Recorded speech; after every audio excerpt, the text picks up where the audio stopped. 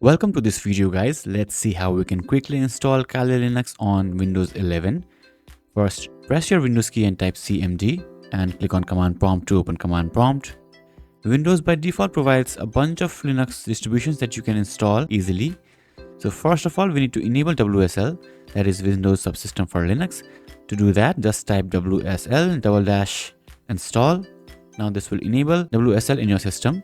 In my case, you are seeing this message, Windows Subsystem for Linux is already installed. In your case, WSL will be installed. Alright, so here you can see these are the bunch of Linux distributions that we can install easily, and here we have Kali Linux 2.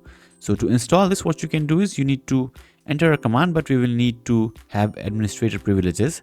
So close this and press your Windows key and type cmd again, but this time instead of just clicking on it, click on run as administrator. You will be asked, do you want to allow this app to make changes to your device? Just click on yes, and your command prompt will be open with administrator privileges.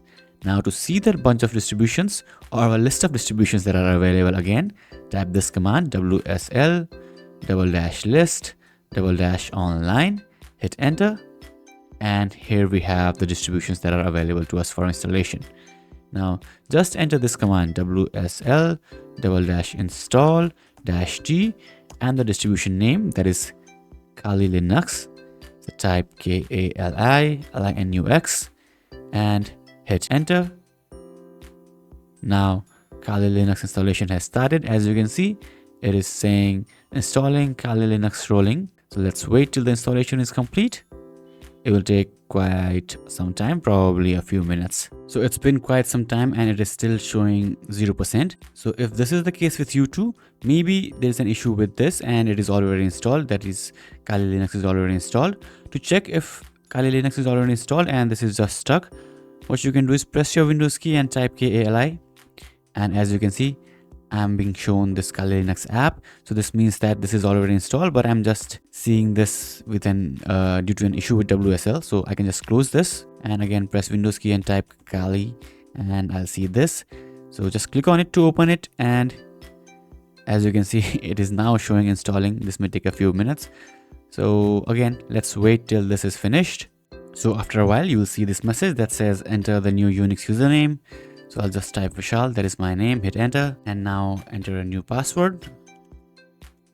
Make sure you remember this password because this is the password that will be used to log into your Kali Linux.